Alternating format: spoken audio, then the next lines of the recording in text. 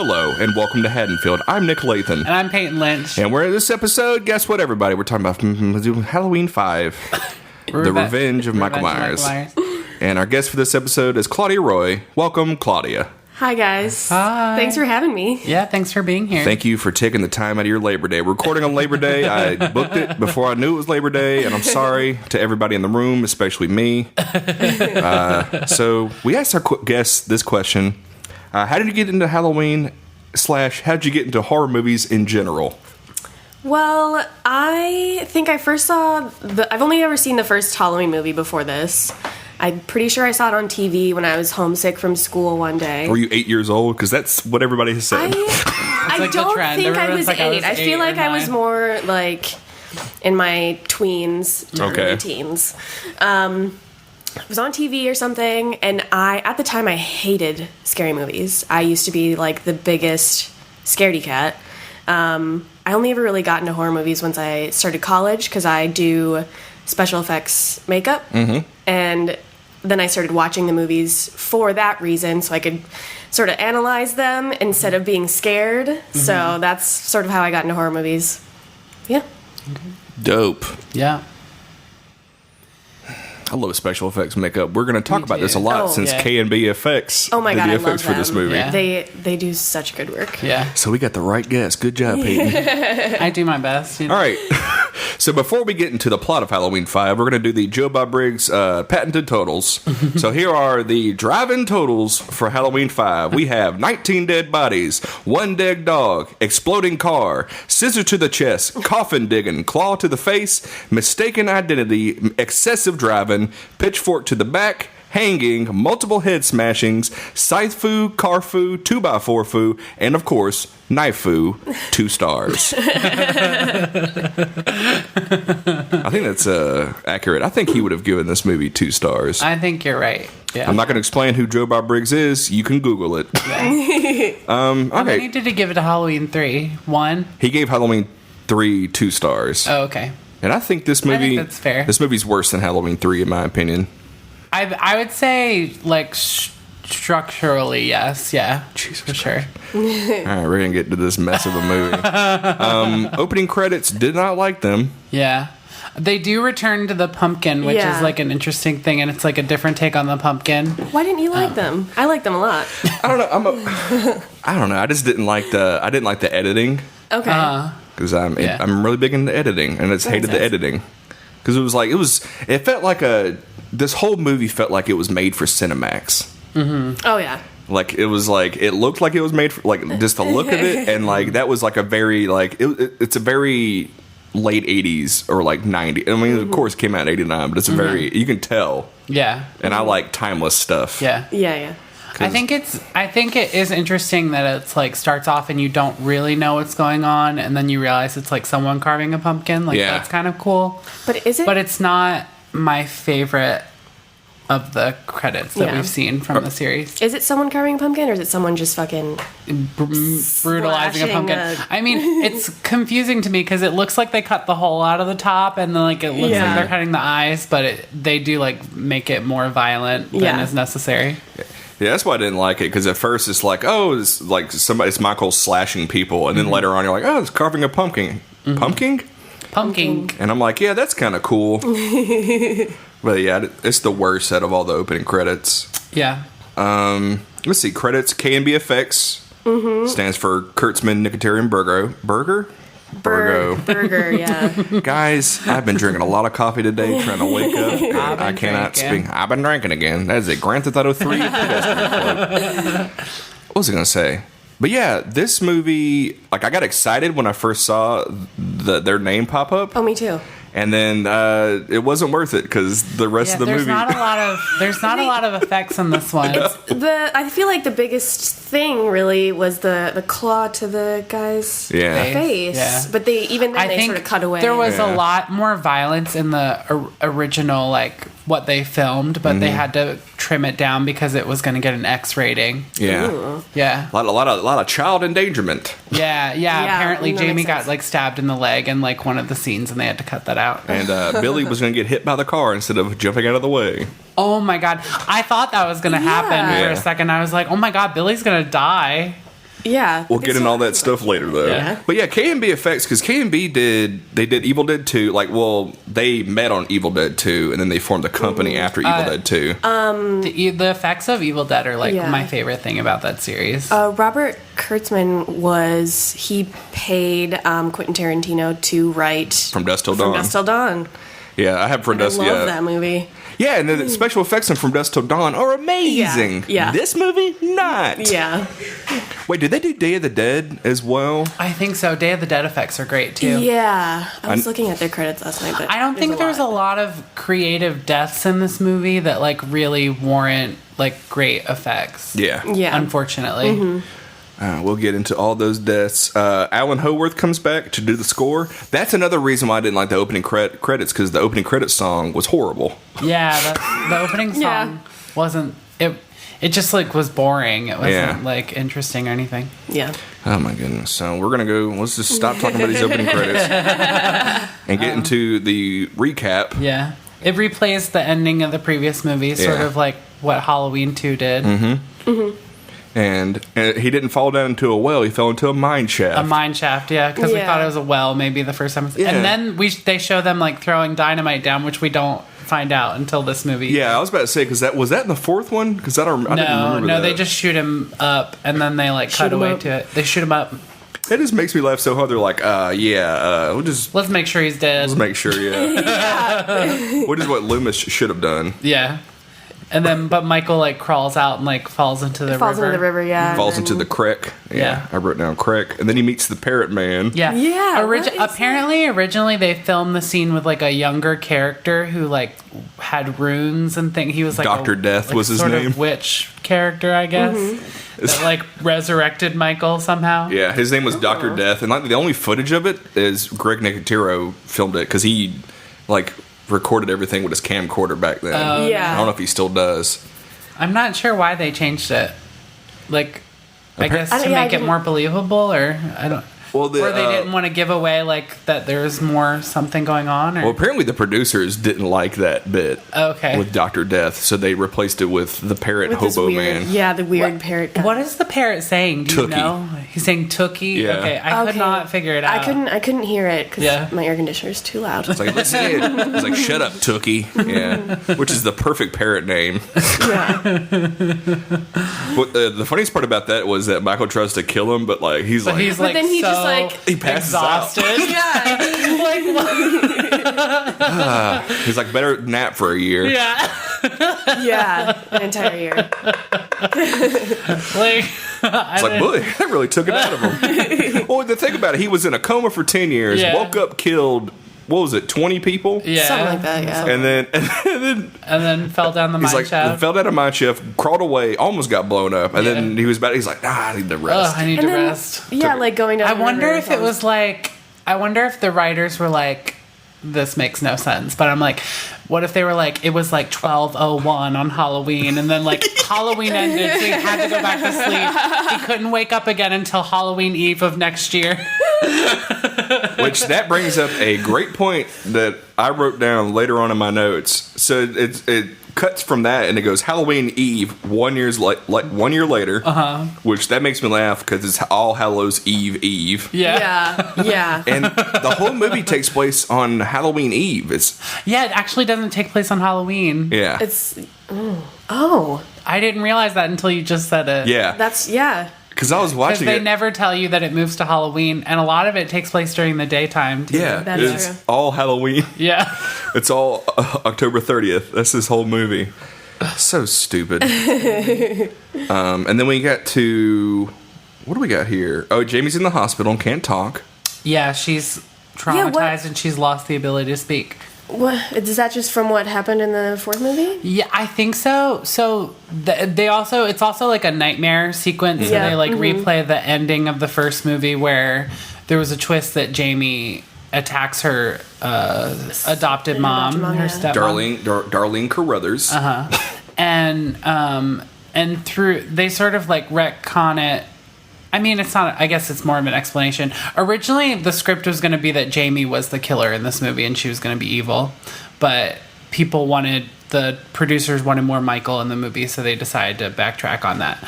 So, I mean, and that makes sense because from Halloween 3, there was no Michael. Yeah, there was no Michael, and people hated it. Yeah. So in this, I get the feeling that they're like, Michael killed through her. Like, they have, like, some sort of psychic link. And, like... Because of the thorn. Yeah. They don't mention that by name in this movie, though, right? They don't call it the thorn. You just see the symbol. Yeah.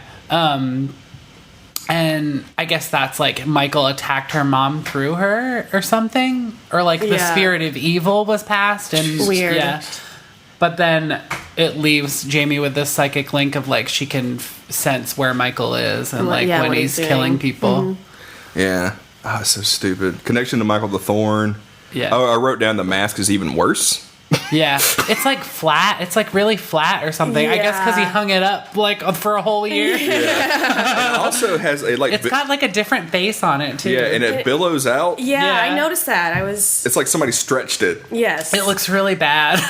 It's just old latex. Yeah. So it's...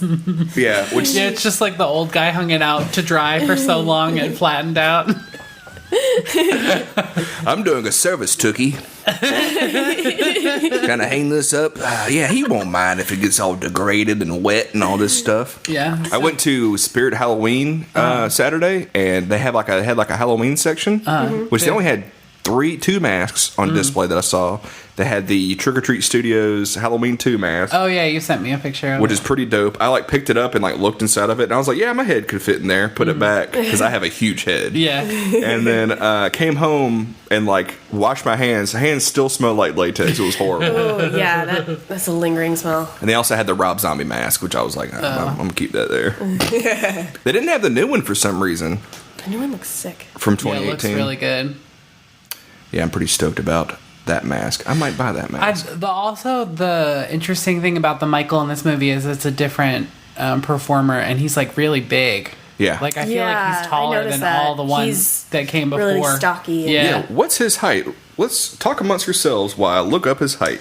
Yeah. So, we get she's gone mute. She has a psychic connection with Michael, and she has a thing when he's killing the shack old man in the shack. She has a like seizure or something, and she like writes like he's coming back for me on her chalkboard.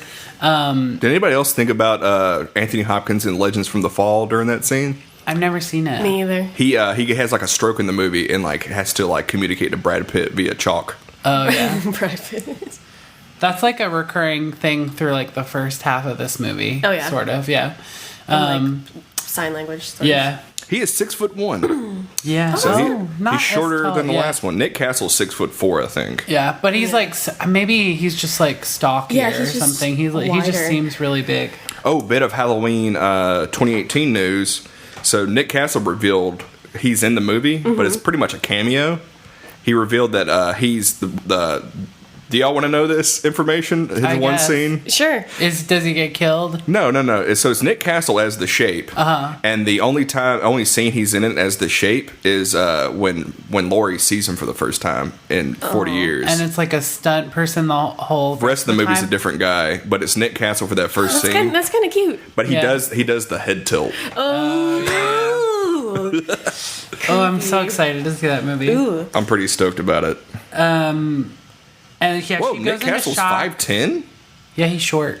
Huh, I thought he was like 6'4". Maybe that's he's a short king. Wait a minute, I'm thinking about Big Boss from Metal Gear Solid again. Taller than me though. So. Famously 6'4". Yeah. Yeah, and she's like having trouble breathing, and the doctor goes to like open her trachea, and Loomis is like, "Don't touch her." Oh, my dude, Loomis. His voice is so weak. Yeah. Don't touch her. She's gonna die. This is when she has something to tell us. Yeah. At this point, Michael has killed Parrot Man. Yep. And I couldn't really tell like how he was killed. I thought he broke his neck, but he smashes his head in with something. He picked something up. He did it from behind, didn't he? Yeah. No, he was gonna kill him by smashing his neck or his head, and then he passed out. Is that right? Oh my God. I think Yeah, he was gonna choke him at the first time he meets right. Michael, but And then Michael passes out. Jesus and then Christ. one Yeah, year but then later yeah. he picks something up and hits him over the head, but you can't catch it really. Yeah, because the editing is so horrible. Yeah. Because it flashes between Jamie and Michael. Yeah. Then we see Rachel visiting Jamie. Rachel had a glow up. I feel like she looked really good in this movie. Rachel was great for the limited screen time. I know. she had. I'm so mad. Like, I sort of see what they were trying to do with like the ending and everything, but I feel like Rachel just would have been such a much better like protagonist for this movie. Not even a protagonist, but like a long-term It's so stupid. 'cause- character to follow for the Yeah. movie, because you have the connection from the last movie. Yeah, then of, they like, bring in getting to know Tina, her. who's Yeah. a dipshit. She's Yeah, like she's- crazy. She's so unlikable. Yeah. So Rachel visits, and then Tina comes in with Max the dog, and then And they do have a conversation that passes the Bechdel test here. Well, That's that- the only one that I caught. yeah. Well, I wrote this down. I said, "Can a scene pass the Bechdel test if a male dog is present?" Yeah, I can. Yeah. Animals don't count. Yeah. They have another conversation later that I was like, maybe it would pass, but they mention Rachel's parents, so inadvertently, Yeah. because her dad is involved in that, Yeah. it wouldn't pass. Oh. What was I going to say? Oh yeah, that's when the brick comes through the window. Yeah. Yep. And we had the note, the evil child Also, must like, die. why? Yeah. But right before that, Loomis is like, "What are you like?" He gets mad that they're like visiting Jamie and like having fun. Like, why? I don't understand why. Well, he's so Loomis is strict trying to about get it. that. He's trying to get all that the info out. killer. Yeah, I guess. Yeah, he's taking advantage of Of Jamie. this Yeah. trick, yeah. He spends the whole movie trying to get that. Whatchamacallit? He's like, "You got to help me with Yeah, that he's psychic kinda- link he's you like- got." Yeah. He's like creepy and Yeah. mean. Yeah, he is mean in this movie. It's kind of different. Oh my God. Oh yeah, outside, and then they're outside. They're outside. And I just wrote down fake ass Haddonfield Children's Clinic sign. It's like it looks like they took gold duct tape and like put it over, and then like wrote in there with paint. Like yeah, okay. It looks so fucking fake. Yeah. Let's see, Tina. Yeah, I wrote down Tina, and I wrote, "Why do we care about her?" Yeah, we don't. I know. There's no reason. There's She no just reason. sort of like a dumb kind Also, I kind of don't understand like why they like introducing new friends when they like introduce like Rachel. Like they could have brought back Lindsay from the last movie. Yeah. Like that would have been interesting. They should have Yeah. done that. Yeah. Well, this movie, they started filming it before they had a finished script. Yeah. And I know Ellie Cornell was God. really disappointed that she got killed so early in the script because she was excited to come back. We know what her death originally was. They changed it That they were going to stab her in the throat. in the right? mouth. In the mouth, yeah. And the she's like, no, mouth? that's too Ugh. gross. Yeah. Yeah. Yeah. Oh man. Oh yeah. Then at this point, it's Tina and Rachel going to Rachel's house, Yep. and we have Michael stalking them with the POV back. POV, yeah. They brought back the That's like breathing. one of the only POV shots in the movie. There's not a lot of them in this one. Well, this one has breathing, which the last one didn't have breathing. Yeah, that's true. It brings back the breathing. Yeah. From the... Obviously, in this one, Michael ran around a lot. Oh yeah. Also, another dog that himself. like people are just yelling at to shut up. Yeah. Like from the first movie when Annie like tells the dog to shut up. Yeah. I love Rachel's like shouting from the shower, "Shut up!" And then The like, dog can't. and then when the phone rings, she's like yelling at the phone that she's coming, even though no one can hear. Yeah. That was. I don't even. Let's see. Oh yeah. Then what you call it? Michael starts roaming the house, which is Yeah. creepy. Yep. And then super Jamie creepy. can like sense that he's like close by. Yeah, and then they're in Max runs danger. away, and then Jamie's like, "You gotta get Max." Yeah. Or like Yeah. furiously writing. Yeah. She draws like a dog jaws on Yeah, the on the banner, Halloween Halloween banner. banner. Yeah. And then and then what's that kid's name? Billy. Billy. Billy, Yeah. yeah. He's like Jamie. What's up? also like why What's up, girl? I'm like, is Billy just there because he has a stutter? Like, oh god. like did they commit this boy to the sanitarium because he has a stutter? I mean, what year is it? 89? 1989. Maybe, possibly. Oh man. Oh god. So What was that conversation like? It's like, Mrs. Mitchell, your son Billy. He has a bad stutter. He's not going to be able to do the spelling bee this year because he keeps messing up all the letters. Put him in the sanitarium. She's like smoking a cigarette. Just throw him away. Just put him in the sanitarium. I've got 4 other kids at home. I got Phil. I got Jill. I got so many other kids. So Loomis calls to check in on Rachel because Jamie's freaking out. Mm-hmm. And then we meet the like, Rachel like runs out of the house. Is there like some sort of scare there? What does she get scared by? It's not Michael, right? Well, Loomis is just like, you gotta get out of the house. Okay, yeah. And so she runs leaves out in the her house towel. in her towel. Yeah. And then the like comedy like Rosencrantz and Guildenstern cops show up. Dude, Yeah, what it's is so the fucking weird. clown music? Yeah, it plays the really one bad cop, music. the dark-haired one, he's got like some gnarly plastic surgery or something. Oh, yeah. 'cause his face is so like tight and like Botoxed. And the whole time I was just looking at him like, what is wrong with your face? It's scary. We gotta look this guy up. But yeah, the part that cracked me up is that they're walking down the steps. I was too busy focused on the music. It's like the music's so wacky. like this clown music. It's so dumb. And apparently they're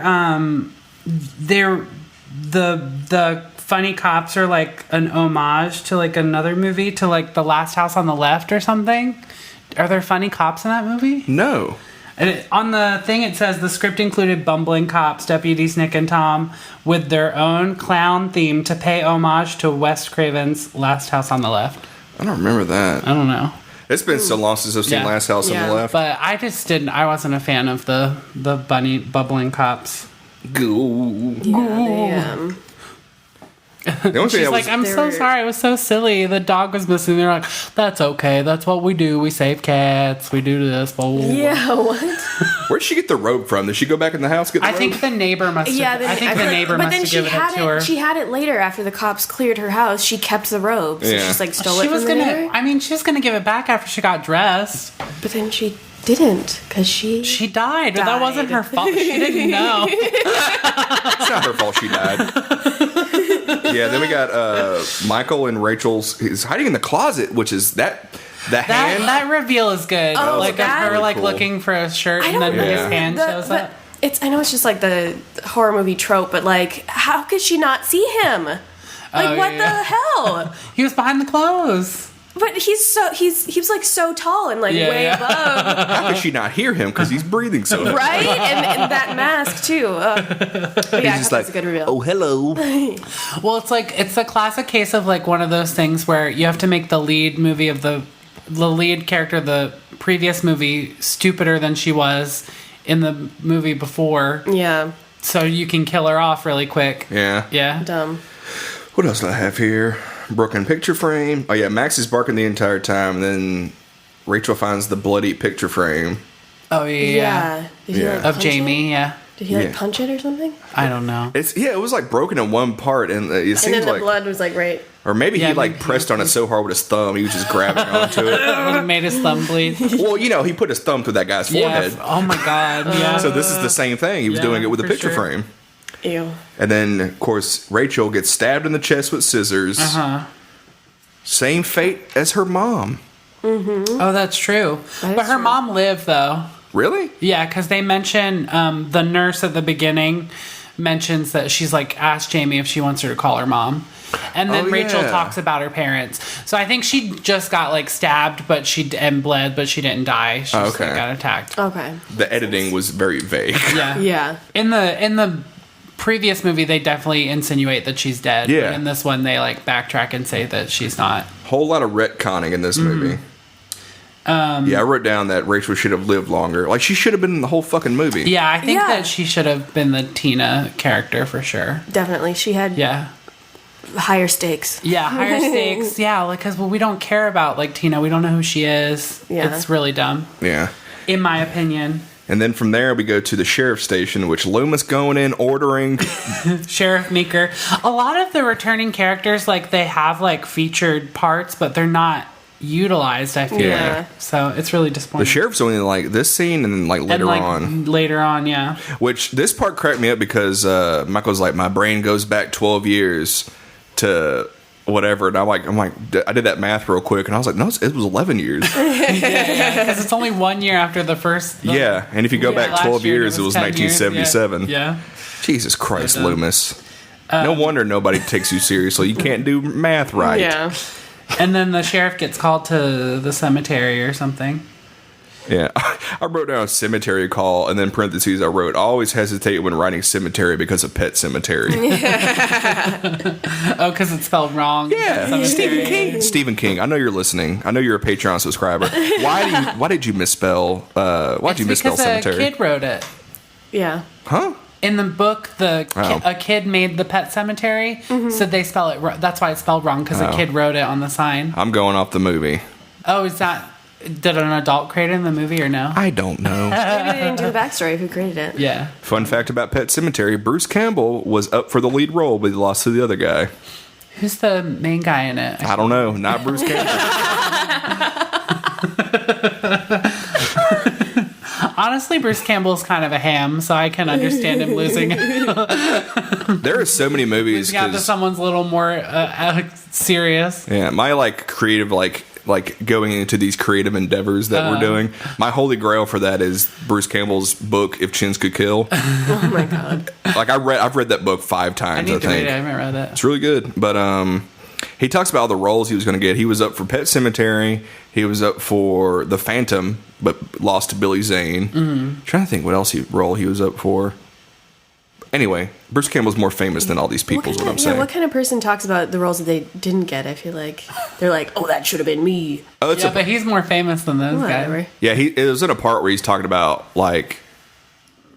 how hard acting is. Because he's just in the book, he just gives it to you straight. Mm-hmm. Where some people are like, oh, I won this role because I was such and such. And he's just like, listen, you're going to lose roles, everybody. Oh, yeah. Yeah. I feel like he just has fun, so that's good. Yeah. I watched a YouTube documentary on the making of the first Halloween last night, and apparently the guy that played Grand Moff Tarkin was up for the Loomis role. Peter Cushing, yeah. Yeah, they wanted him to do that, and his agent was like, no. Mm-hmm. Yeah, his agent said they make movies about him, not with him, or something like that. Yeah, or he wouldn't do this lowly indie whatever. Oh, yeah. And then Christopher Lee. Christopher Lee, yeah. Yeah, I did remember Christopher Lee was up for it. Which Christopher Lee later said that he regrets not taking the role. Wow. That would have been weird of him. There's a funny... It would have been different for sure. Yeah. Every time I think about Grand Moff Tarkin, there's a funny superego bit where they talk about how he's like, oh, I got Grand Moff Tarkinson's disease. So then Tina goes to the house and starts looking for Rachel, but her body has mysteriously disappeared.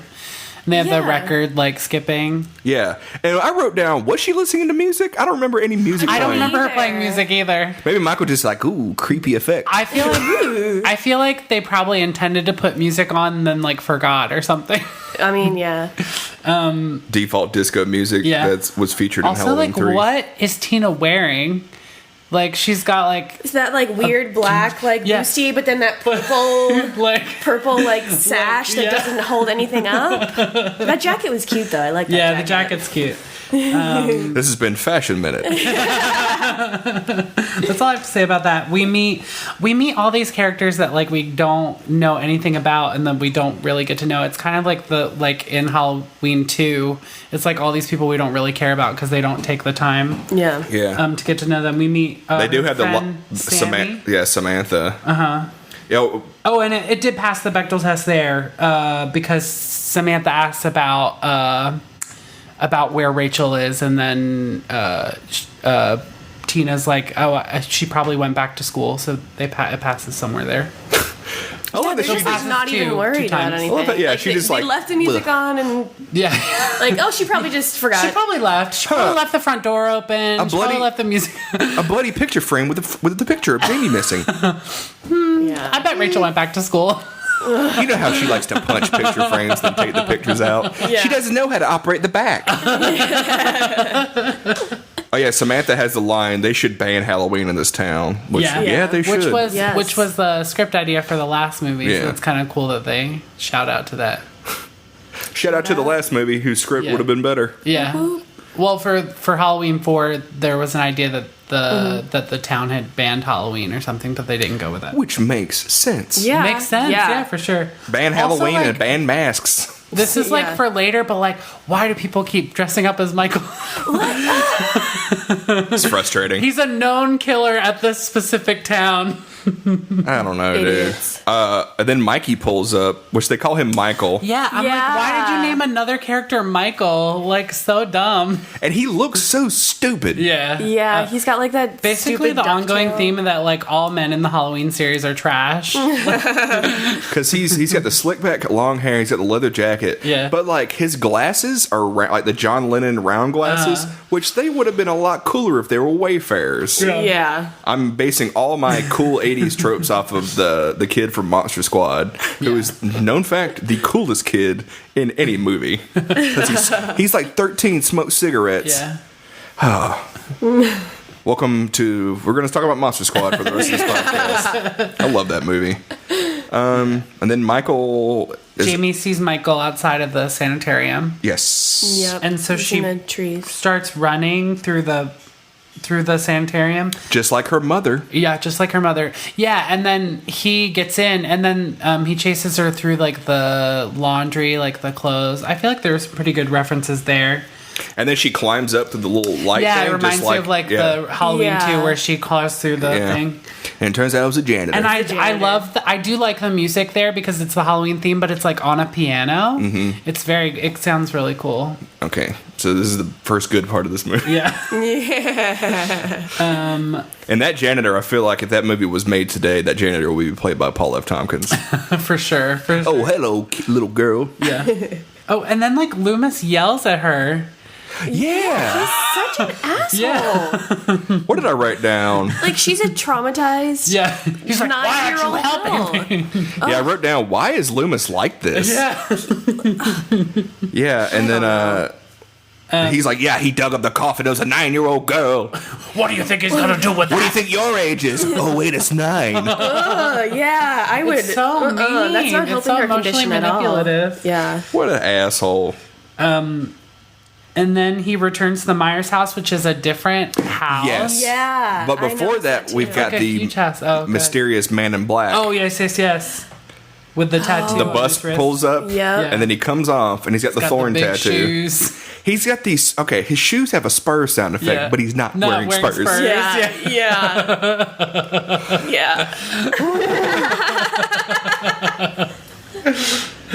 God, we need to signify that he's cool. Spurs sound effect. It's like they intended him to have spurs, but like the costume mistress forgot or something, and then like they were like, "Oh, just set it in the sound effect later on."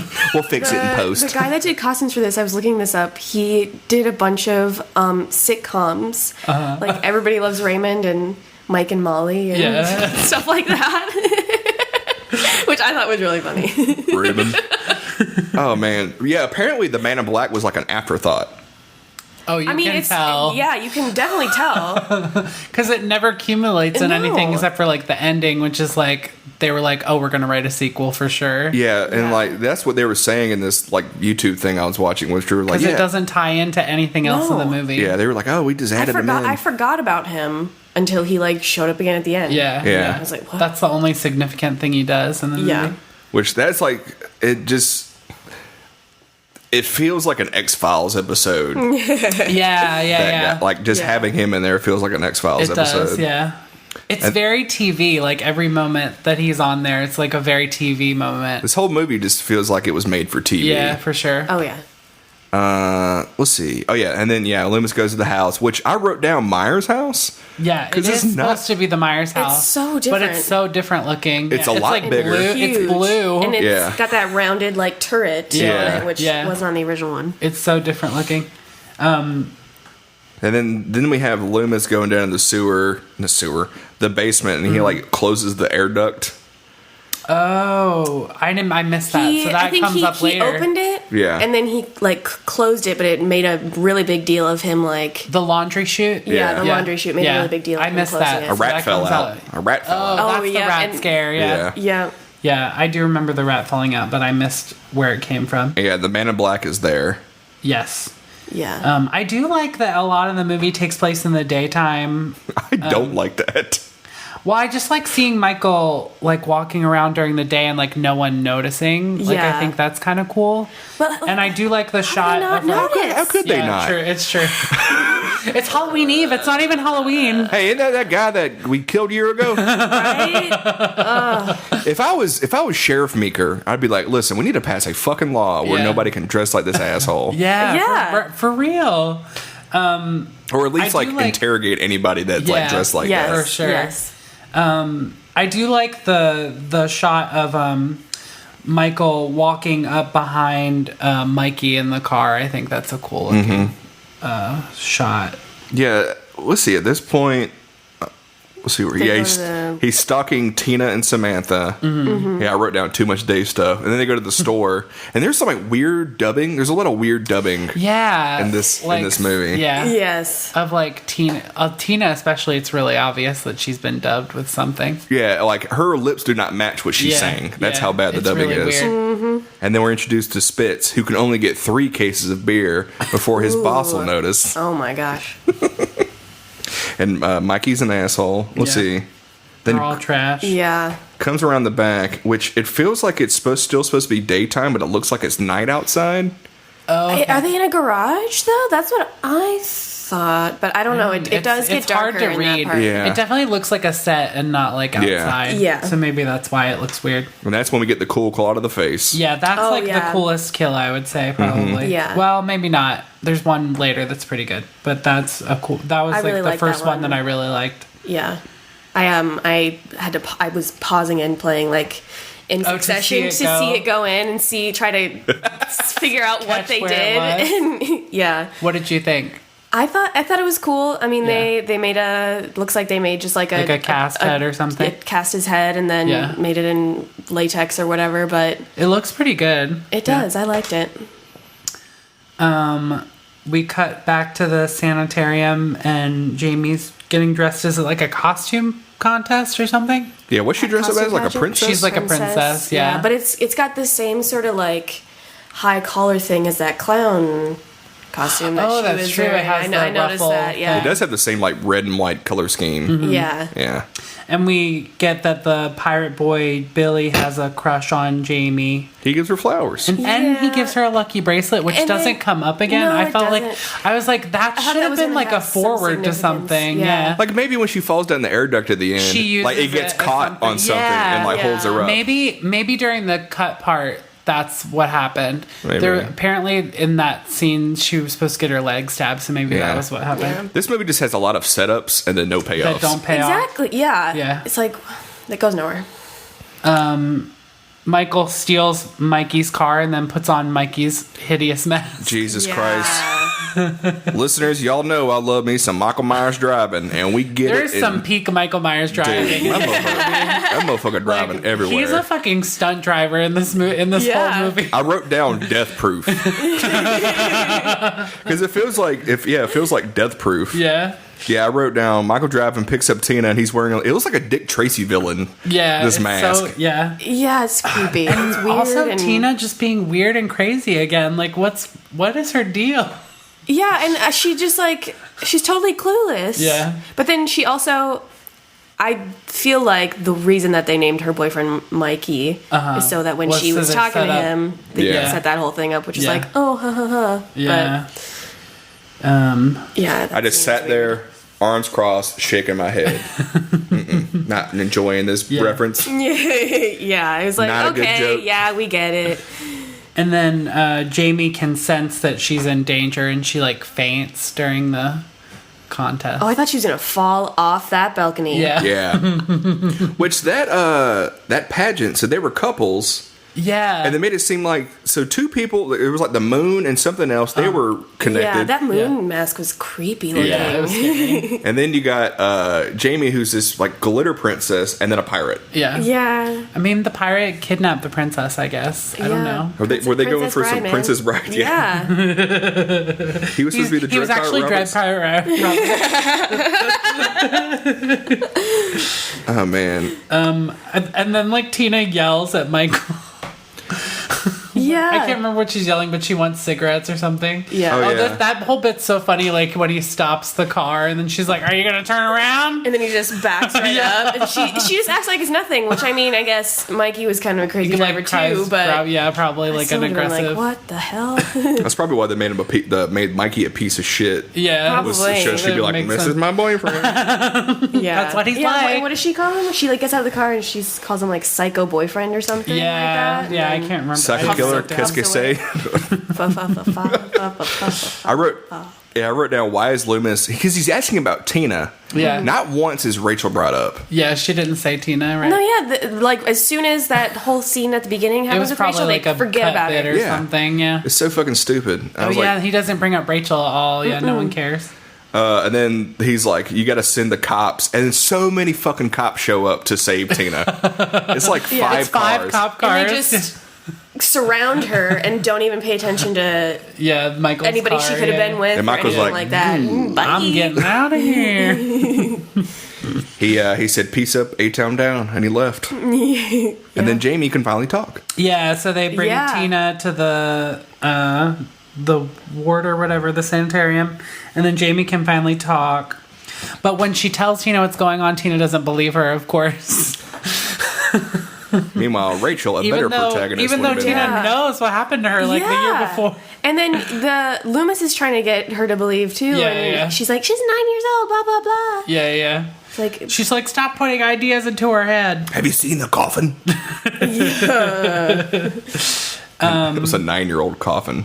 So then she's like asked the bumbling cops to give her a ride to the farm, and then Billy, where they're going to a party. I don't think we mentioned that before. Yeah. At the Tower Farm. At the Tower Farm, and then Billy overhears where they're going. So then Jamie goes missing from her room. Mm-hmm. Your story checks out. And then she finds Billy outside, and he's like, I know where Tina went. So they go to walk there, I guess. Yeah, what's the deal with that? I feel like they're children. They don't have cars. Yeah. But also like, I don't know. I'm like, tell an adult. Yeah. What? It's weird how they like don't have Jamie like, I guess maybe that's why they're making Loomis so mean that like Jamie doesn't trust him. Yeah, think about it this way. All the adults in this movie are either don't believe her or believe her too much. Yeah. That's very true. She's like, I can only rely on myself. It's just me against the world. Billy, you can come with me with and my new boyfriend. I love at the party when Sam's like, Tina, where's Mikey? And she's like, ask me if I care. Yeah. Oh. Yeah, Michael pulls up in the car. And then this is when I still wrote, is it still Halloween Eve? Yeah, it's still Halloween Eve. Yeah. Unless they just forgot like a place card where they were telling us it's Halloween night. So stupid. And then there's a Michael scare, but it turns out it's Spitz. It's Spitz. Yeah. Michael Spitz with a Z. And then they're like, the cops are like, we could have killed you. You're lucky we're lousy cops. Yeah. And I was like, it makes you a lousy cop because you didn't shoot and kill someone that you didn't know who it was. Yeah. Speaking of lousy cops. No, it's an ambulance. Let's see. Then there's like a weird extended scene where they go into the barn and with like kittens? are looking for cats. Yeah, Like, that was. it doesn't really come up again. No, that just whole like a like barn mess. sequence. I feel like they just did it to make people Go into the barn. scared. Yeah, Like, I just don't to know. like make the audience just feel, to do jump scares. Yeah, just to do all the jump scares. Yeah. Yeah, I wrote down at this point, Tina needs to die already. I know. It's so sad, but you're like, she should. I'm like, she should have been the first kill. It shouldn't have been Rachel. Yeah. Yeah. It's not like Ellie had I'm saying her by her first name like I know her. Like she had another contract for another movie. She wanted to do the whole thing. Ugh. She before she did Halloween 4, she was offered to replace Patricia Arquette on Nightmare on Elm Street 4, but she chose Halloween 4 instead. Ooh. Well, Patricia had the better deal because Dream Warriors. Well, no, she was replacing Patricia, so it was the fourth one after Dream Warriors. Oh. Where I can't really remember. It's not a very good movie. The Dream from Child? what I remember. I think. It's the Dream Child. Yeah. Yeah. Can we talk real quick about Nightmare on Elm Street 3, The Dream Warriors? And I love Dream Warriors. That theme by Dokken. Dream Warriors.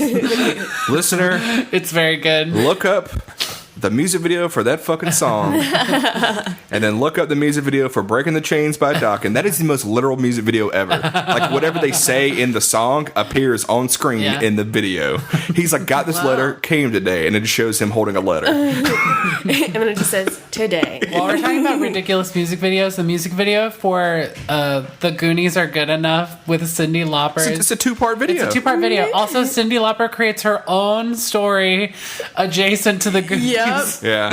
I love that music video. There's so many wrestlers in it. Yeah, there's a lot of wrestlers in it. Oh, man. Of course, Captain Lou comes back. Captain Lou is in, like, every single Cyndi Lauper video. Oh, wow, I just lost my place. They go to the farm. They go to the barn. In the barn, yeah. There's the bale of hay scare. God, so stupid. And then Sammy thinks Spitz is... She's, like, looking for Spitz. She thinks he's hiding. And then, like, another Michael scare, but then it also turns out to be Spitz again. Mm-hmm. Yeah. Then they start to have sex. Thankfully, they are going to practice safe sex. Yeah, I was about to say sex scene. I said, it's good. They're promoting safe sex. Yeah. Yeah. I did like this rake kill where, like, Michael... With the pitchfork? It was the pitchfork. cool. It was really cool. And, like, Also, that it's, like, happening while he's, like, on top of her. Like, that's so scary. Oh, my God, I would... This kill was actually taken from another movie. Oh, yeah. There's a movie called The Prowler, and they stab... The killer stabs two people with the pitchfork. I thought that he was going to get both of them. Because in The Prowler, it's two people kissing, and, like, pitchfork goes through the dude's back and then goes into the girl and kills her. Yeah, like, I thought that was what's going to happen. I thought that was what was going to happen. I was surprised. But they probably wanted to draw out another kill. They wanted to do that scythe kill. The scythe kill, which is pretty cool. I wish... Too, oh, my God, I wish they would have shown that... Like, actually, like... Oh, going through her? Going through her neck. I bet they did, but they probably had to cut it for the X rating. It makes me so mad. Yeah. It would have been so cool. I think I'm just, like, still on the high of Evil Dead 2, because Evil Dead 2 didn't have a rating. Yeah. So they could, like, do all this crazy shit. Yeah. But then K&B is like, ugh. Yeah. Look at all this cool stuff. And then they probably did a bunch of cool stuff. It just had to get cut. Yeah, it just had to get cut. Disappointing. Yeah, her head should have been chopped off. Yeah. Right? And she should have been walking around. Sorry, I'm still thinking about it. Then the bumbling cops are outside. Yeah, Michael just moseys out with the pitchfork. Yeah, and they make it seem like he's just going to walk right by them. But Yeah. he doesn't. Then Tina finds everyone dead in the barn. Yeah, I wrote down. Oh, yeah. No, first everybody's like, hey, everybody, let's go skinny dipping. Yeah. Yeah. In October. And Tina's like, not without my friends. So then, yeah, she goes in and she's like, ooh, it's awfully quiet in here. You doing it right? Like, shut up. And then she finds a kitten with, like, some blood on her. Yeah. Yeah. Jesus Christ. So she So finds everyone horrible. dead. She runs out and the cops are dead in the car. The kids are finally running to the party. They're finally there. Finally getting there 4 hours later. And then Michael starts chasing everybody down in that fucking car. Yeah. So Vroom, vroom. at first he's going after Tina, and then the kids distract him, and so he starts driving after the kids. And then Billy jumps out of the way. When Jamie's running through, is she running through like a Christmas tree farm? I think so. Yeah, That's like, what I Michael's thought. like driving over the Christmas All of trees. these like trees, and the whole time everyone was running away, I just kept thinking of Game of Thrones, where the kid is just running. Wait, you've lost me already. No, what's the kid's name? The youngest Stark kid. He just yeah, I like. You can't guys watch remember. Game of Thrones? Nope. You don't? You have a Game of Thrones game. That is not mine. Dang it. Anyway, no, but like they're just running in a straight line from this car that can obviously mow them down. That is zigzag. Well, I think that's why the trees are. zigzag. Yeah.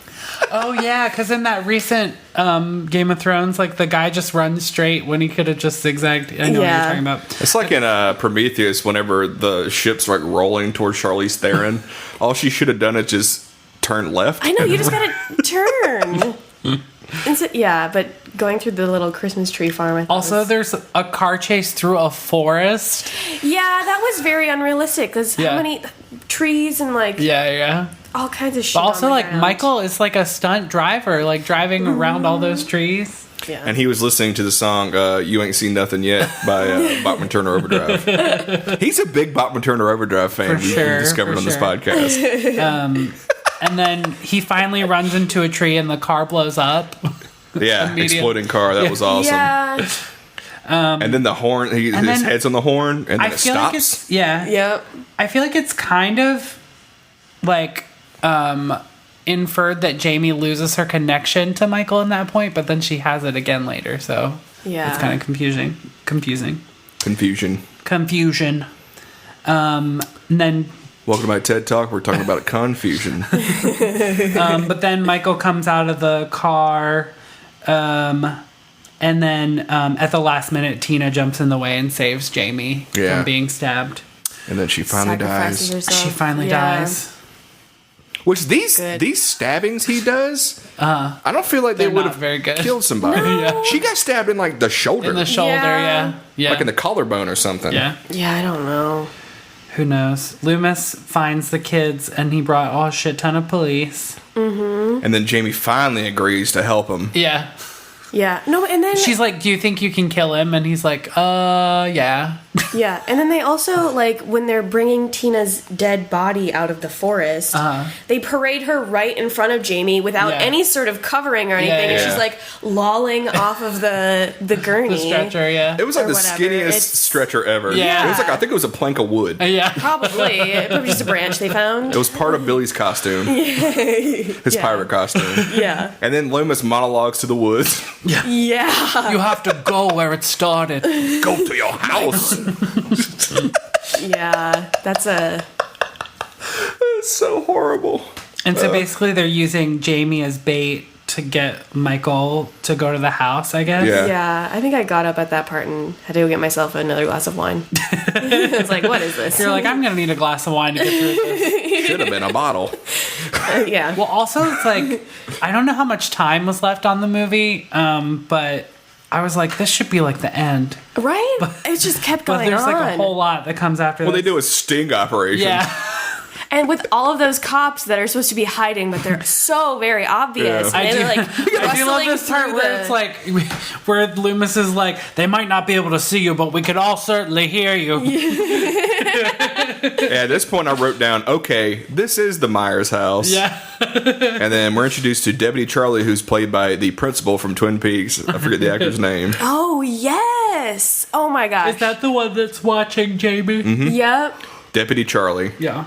Which he's like third in the credits or something like that. And he appears like 3/4 into the movie. Yeah, and he's only there for like, he's what, kind of 15 memorable, minutes? though. He's like a nice little cop.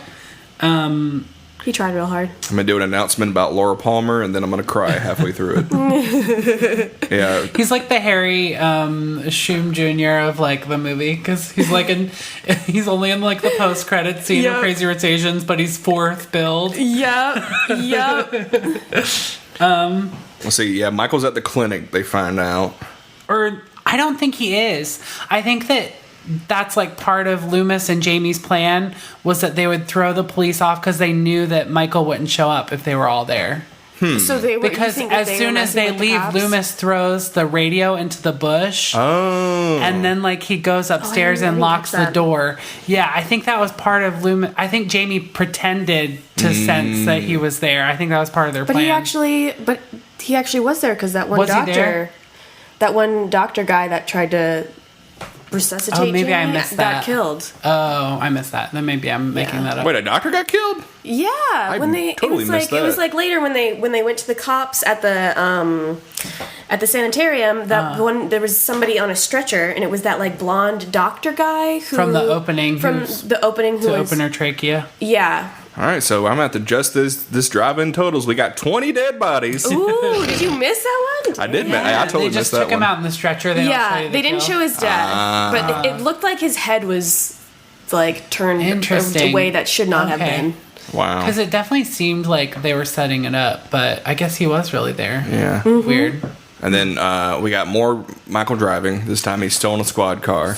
Squad car. Yeah, and Kills then another cop. Kills the shit out of Deputy Eddie. Oh my god, yeah. And then Charlie hears Eddie dying over the radio, and he's like, "Eddie, are you there? Yeah, and like, Eddie, come in." Eddie holding and like Eddie's on the radio, like, "Whoa!" Is he holding the button to talk the whole time he's being killed? Like you can hear the thumps on the steering wheel and stuff. Yeah, you can hear that's the only thing I could think of. I was like, why is he still holding the button? He was in shock. And then from there we got Loomis they get locked into the room, and then Loomis is going through the house. He's like, "Stop the rage."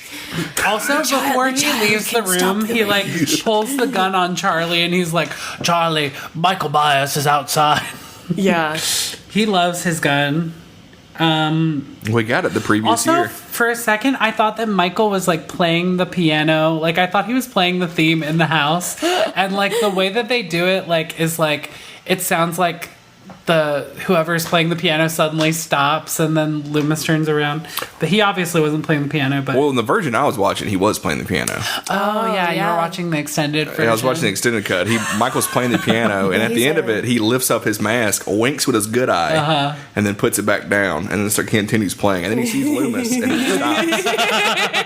That's what I thought I saw. He stops. He shushes. He puts his finger up his mouth, shushes the camera, and then does and then he tiptoes.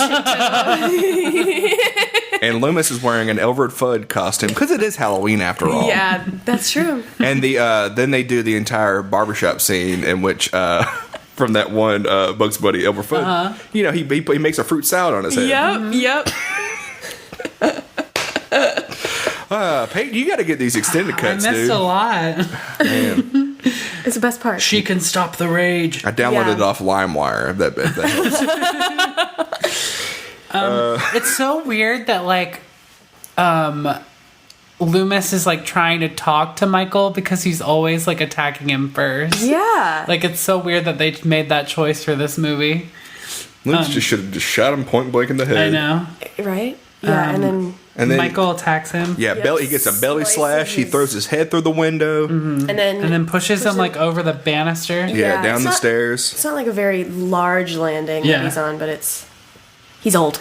Yeah. And then Michael breaks into the room. Yeah, while the cop and Jamie are trying to escape, the cop's like rigged up, like he's tied some ropes together to have her climb down. Mm-hmm. And then Michael uses that rope to hang him. Yeah. Yeah, I like that one. That was cool. Throws him out the window and that's pretty dope. I was hoping that just because I love the Omen so much, I was hoping if he would fly out like the nanny. Yeah. Because that death in the Omen is gnarly. It's awesome. Yeah. It's all for you, Damien. It's all for you, Damien. We should do a sequel podcast in which we just watch all the Omen movies, all 5 of them. Oh, there's a lot. I've only seen the first one. The remake's the only good one. The remake's the only good one? Or the new one. Or the original one's the only good one. Oh, okay. The remake. It was released on 6606, which was a Tuesday. With Julia Stiles as the mom. Tuesday. A Tuesday. But good, we gotta take advantage of that date. But it's a Tuesday. I do like this part where Jamie tries to escape through the laundry chute. I feel like that's cool. That part mess with me because she's like hanging and she's like, please don't let him get me. And I just wrote down, well, Jamie, he wouldn't find you if you shut up. Yes. Oh my gosh. She's like, dear God, please. Well, in the version I watched, she was like, I hope nobody finds me. Wink, wink. Yeah. And then she did tap, shave, and a haircut on the thing. Yeah. 2 bits. Yeah. And then I wrote down, wow, first setup payoff of the movie, and that's when she falls down the shaft. And it's shut. Yep, and it's shut. Yeah. Yeah. And then got some air duct stabs. I can't believe she like crawls out. Like, how did she come? There's like nothing there. Yeah, it's crazy. And she's wearing like tights, and I don't know what the grip is like on her shoes. Yeah. I feel like and then Michael starts stabbing into the thing. Mm-hmm. Yep, into the duct. Yeah. In the original cut, she gets stabbed in the leg. You can still see her. She has a leg wound when she crawls out. Mm-hmm, she does. And then she crawls out, but right before she crawls out, he like sticks his head in and then like turns it up. Or that she escaped. Yeah, it's creepy. And he yells, "Hey, what you doing?" Hey, what you doing? She's like, "I'm trying to escape." And that's it. She runs upstairs into the attic, which is like full of candles. Yeah, he has when did that happen? Yeah, Michael has a Helga Pataki style shrine dedicated to all the people he's killed. When did all those candles get lit, and how did they not notice them before when all of those damn cops were there? Yeah. And how find did all they those not, bodies? look through the whole house? What the hell are they doing? Yeah. I do like. He had help. He had help. He got one of those those apps where you hire somebody to do something for you. There's Mikey, Max, and Rachel's bodies are upstairs. Yeah. And there's a coffin set up, some sort of coffin. With Jamie's picture next to it? Yeah, does it have her picture next to it? Yeah, it's right at the head of it. There's sort of this thing. I think Loomis brought it up earlier that Loomis thinks that Michael's trying to kill Jamie because it'll release the evil or something.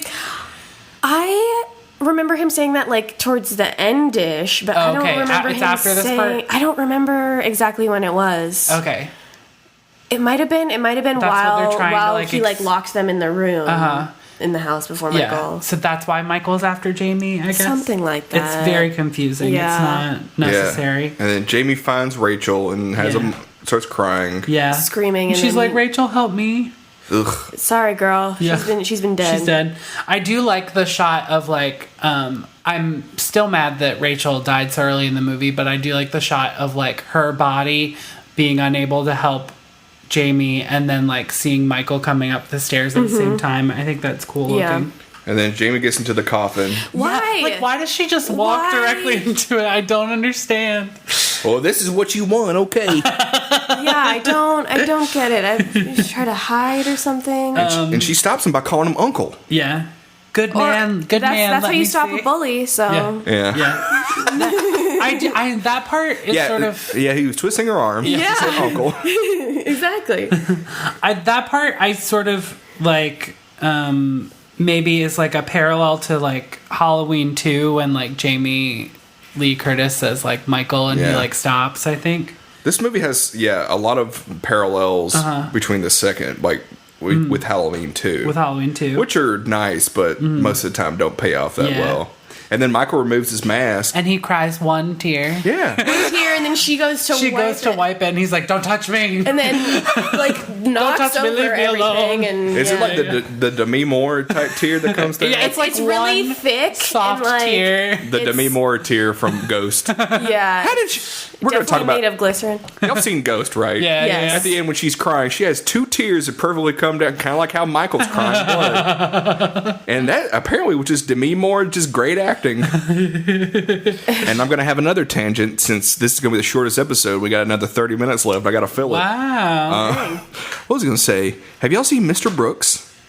No. Oh, it's a good movie. There's a subplot with Demi Moore, whose character is like a district attorney or detective or something, and she puts this guy away, and this guy is just trying to kill her the entire movie. Meanwhile, Kevin Costner is having his plot. Good movie. Demi Moore subplot, not good. Demi Moore's not a good actress. Have you seen Ghost? No. She's just she's just... Have you seen Ghost? It was supposed to be somebody else in Ghost. I can't remember who it was. Somebody not better because Demi Moore. Because they couldn't have cried those two perfect tears. Those tears just, every time I watch that movie, it's like a tender moment in that movie, but it always makes me laugh because I was like, how did she do that? And then I looked at the camera and I go, acting. Yeah. All right, where are we at? So then she escapes and runs into Loomis, and then Loomis is like, she's down here. A line that I like that she says, you're just like me, to Michael. Oh, yeah. When he takes his mask off. Yeah. Yeah. I think she's just trying to, I don't know, do you think it's genuine, or think she's just trying to, trick him? I think she's trying to trick him. Yeah, I think she's trying to trick him, too. Yeah. We've established that this kid's very smart. Yeah, that's true. In the first movie, she has, more of a connection to him, though, so that's why a psychic connection? Yeah.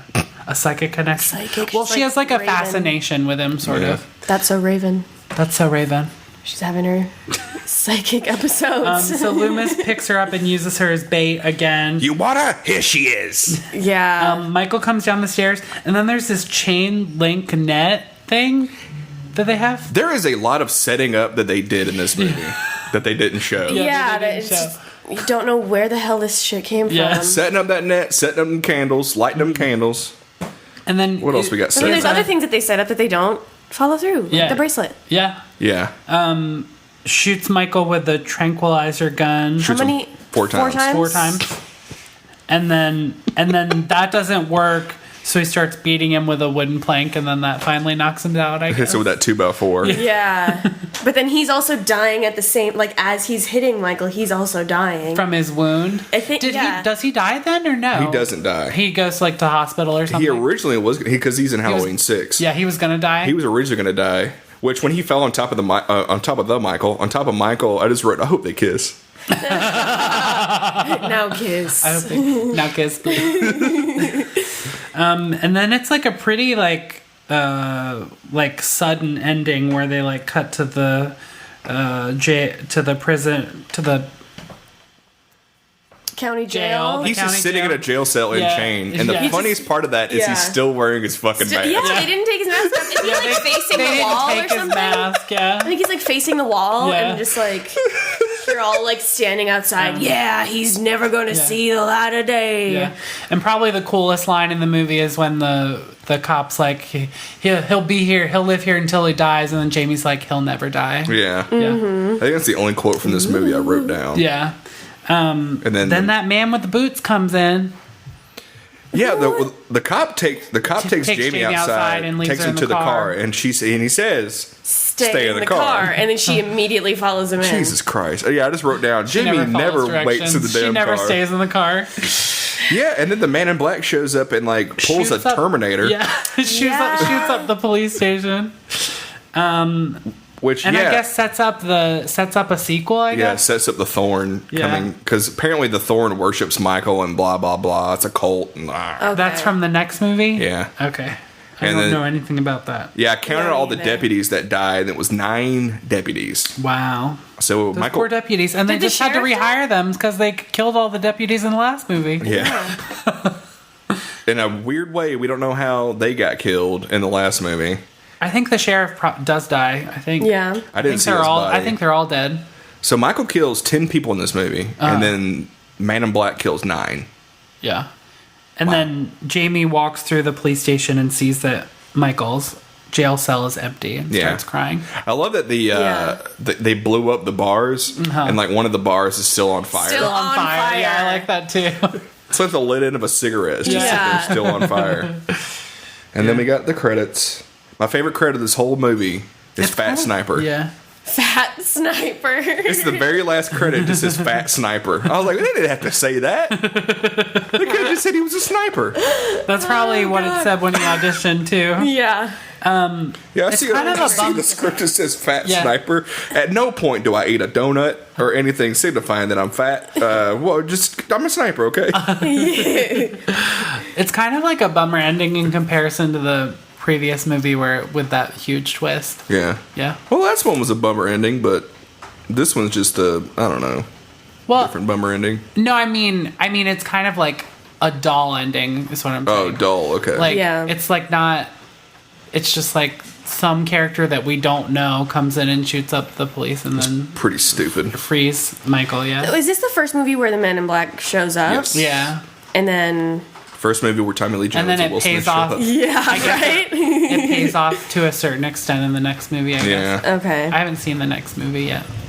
Yeah. Ooh. But it's with Paul Rudd. It is. Mm-hmm. Ooh. I love Paul Rudd. It's his first movie, right? Yeah. Yeah. There we go. I was watching an interview with him in which, they were like, what's your first movie? And it was like one of those like wired internet search things, and like, what is Paul Rudd's first movie? And like, he goes Halloween 6, and that was it. And then I think eventually, because it was for Ant-Man, and eventually Lily was like, "Really?" He was like, "Yep, that's my first movie." So that's Halloween 5. Yep. Now we rate the movie. Do we do the rating then the MVP LVP? I think so. Yeah, I think so. All right. On a scale, we got 2 different scales. Okay. We got, for this movie alone, it's 1 out of 4 tranquilizer darts. Okay. And then the other one is a scale of 1 to 100 pumpkins. So how many tranquilizer darts do you give this movie? tranquilizer darts in terms of making me want to fall asleep. Is that what we mean? That would be a high rating. Yes. I think 4 tranquilizer darts is good, right? Yes. Okay. I would say like 1.5 to 2. Yeah, It was I would agree with you. Okay. Yeah. What about you, Peyton? I think I would say I want to say 1. Like, yeah, I think that just this movie's a mess. I think it feels bad to say it's like even messier than Halloween 3, but It is. yeah, but it just, I think there were like a lot of ideas brought to the table that didn't really accumulate, and there's a lot of missed opportunities. I really think that the movie should have let Rachel live longer. We should have like followed characters that we knew and like from the previous movie. Like, they brought back the sheriff, but they don't really use him either. And like sort of like Loomis is sort of like out of character to me from the previous movies. Yeah. But yeah, I think again Danielle Harris does an amazing acting job. I think she's a really talented child actress. Yeah. Yeah, she is really good. Yeah, but other than that, it's not a great Michael Myers movie. Yep. I also feel like there's not much Michael. Like, it feels weird to say there's not much Michael personality because he doesn't have that much personality. But it doesn't. I don't know. It didn't feel like this was Michael to me for some reason. Yeah. Yeah, it's not the same sort of Michael kind of Yeah. flair. Yeah. Isn't really the right word, but I don't know. Yeah. He ain't got that Michael Myers swag. Yeah. Also, First time I've ever used the word swag. Yeah. I don't know. I think they tried to put too much onto it or something. I don't know. Well, I'm going to give this movie an Ambien. Out of 4 tranquilizer darts. 4 tranquilizer darts. I'm going to give it a melatonin. And out of the pumpkin scale. Out of the pumpkin scale. It's between 1 and 100 pumpkins. Well, what did you guys rate the last one? Last one, It was pretty good. I think I rated it 83 pumpkins. Yeah, I think that's right. Okay. Yeah. Okay. So The first one was 100. The first one, we rated Yeah. 100 pumpkins. you gotta. Because that's the standard. That's the gold standard. I would say this one is like a low 40s pumpkins. Okay. Like you're failing Halloween class. Yeah. Yeah. Definitely. Hard fail. Failing Halloween class. Yeah. Yeah, I would say like 38 or like 37. I'm gonna go with 29. 29 pumpkins. That's good. Yeah. 29 pumpkins. Yeah. And it wasn't even on Halloween. Okay. Oh no, it's Halloween Eve. Oh, so 19 pumpkins. Yeah. I'm done. I'm taking off 10 pumpkins because it wasn't even on Halloween. Oh man. So now we do MVP, LVP. Yeah. MVP is nobody. Yeah. Yeah. MVP is everybody. LVP. I want to say LVP is like Mikey. Like any of the new characters are LVPs. They're so bad. Yeah. I would say Tina. Yeah. I do not like I Tina. will say I think Jamie is the MVP. Like I think she's good. Jamie definitely is the MVP. LVP Like, is everybody else. Yeah. Everybody else. Except for Fat Sniper. I feel you, bud. Who was a fat What? sniper? Yeah, I don't remember that character. I don't know. in the movie. I just know that credit was in the end credits, and I was like, I wonder what? if he's the guy who's like the cops talking to in the bushes. Probably. And he was Yeah. eating a sandwich. Yes, that's him. Mystery solved. He was eating a big Dagwood sandwich, and he couldn't fire the gun because he had mustard on his finger. He got mayonnaise all over the trigger. Fat Sniper. Fucked it all up. Sniper. Can we do a Halloween Tricked cinematic universe and have a Fat Sniper movie? Yes. Oh. Where he's the hero. Like at the end, he comes to the police station and finds all of his Paul Blart. buddies been killed in the police station, No. and he's like, "I gotta go after Michael." It's a revenge story. It's just Fat Sniper versus the Thorn. I would watch man. it for sure. All right, so what quote are we gonna end this on? I feel like the only notable quote is like, he'll be here till he dies. And she's like, he never dies. He's never gonna die. End of episode. Thank you for playing Arcade Audio. Play more at arcadeaudio.net.